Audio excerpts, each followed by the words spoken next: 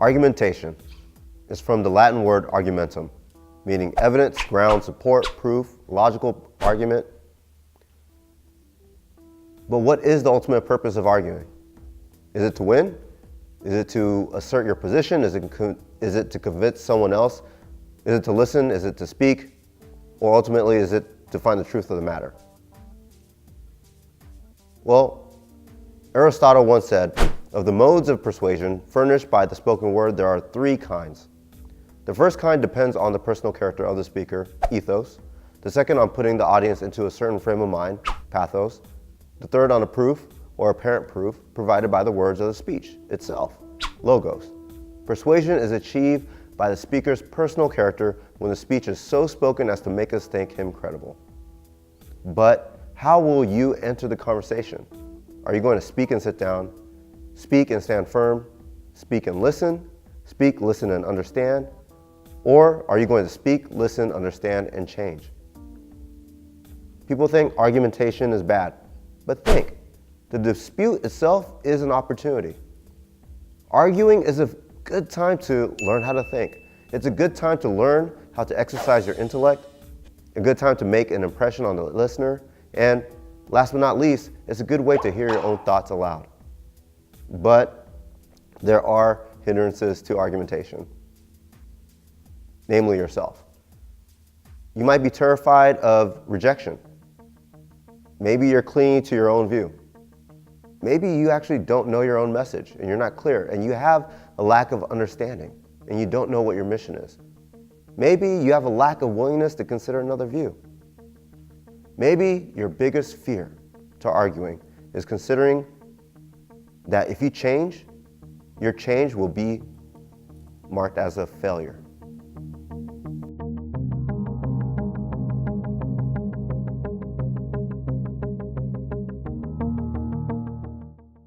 When you begin argumentation, you have to prepare. Research. The more you research, the better the lens. The better the lens, the better the message.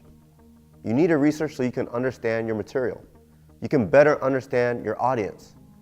And to better understand your audience, you have to be able to understand what do they know or what do they not know. And through research, you can understand who you are. What is your bottom line? Understand the opposing sides that exist. What is the opposing side's bottom line? You have to find, by researching, your true mission as the voice, your true mission as the liaison of your community.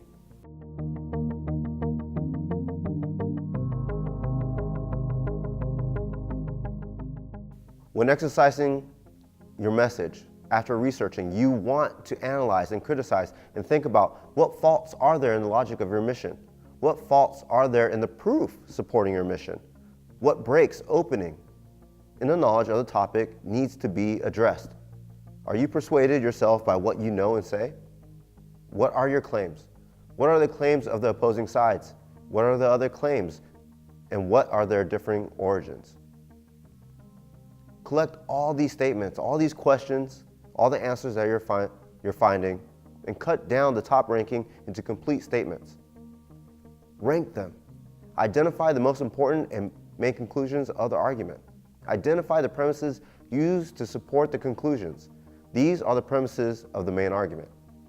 If additional arguments have been given to support any of these premises, identify the premises of these additional arguments as well and repeat this procedure. Label the premises and conclusions using numerals or letters, and then write down the labels in a tree structure and draw arrows leading from sets of premises to the conclusions they support.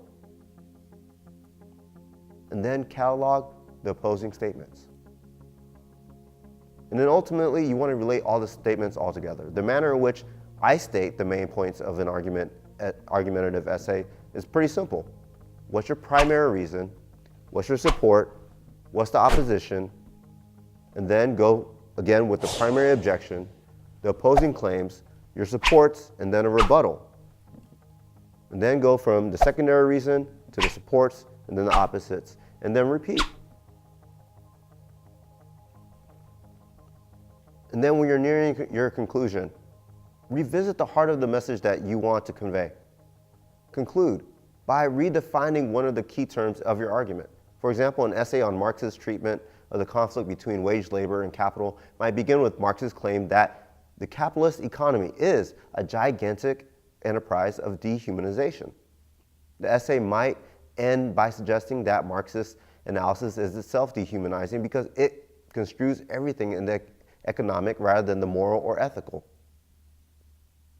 Then you return to a theme or themes in the introduction. This strategy brings the reader full circle. For example, if you begin by describing a scenario, you can end with the same scenario as proof that your essay is helpful in creating a new understanding. You may also refer to the introductory paragraph by using keywords or parallel concepts and images that you also used in the introduction. In your conclusion, just point to the broader implications.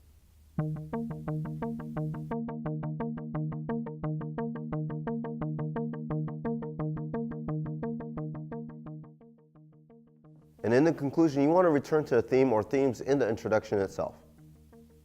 The strategy brings the reader full circle.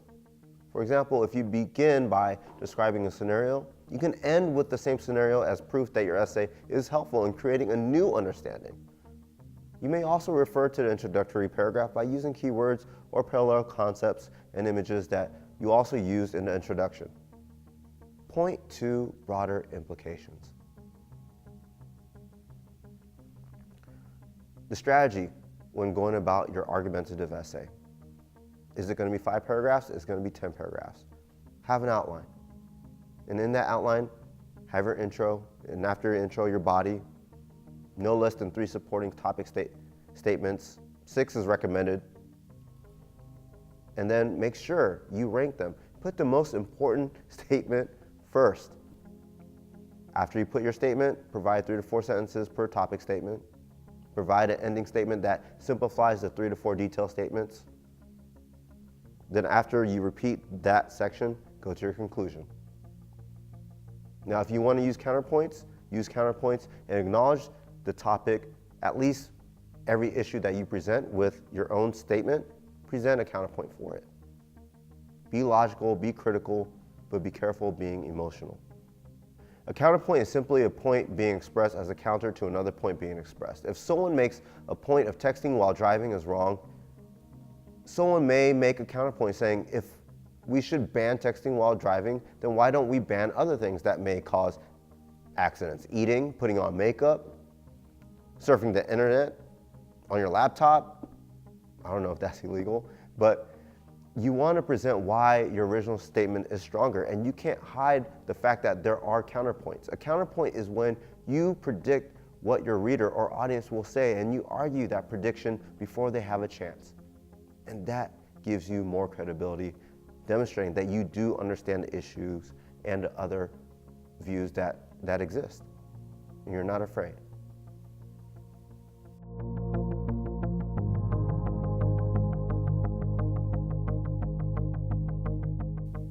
When arguing, when making an argument, you're making a point to try to persuade, to build a connection that convinces. In order to do that, connect your message, your mission to you, who you are, and why it matters, and why what you say matters. If you can, build a narrative that makes themes come alive, with spoken, written accounts as evidence, as testimonies, and address the specific current concerns of your audience. And be serious, but relax.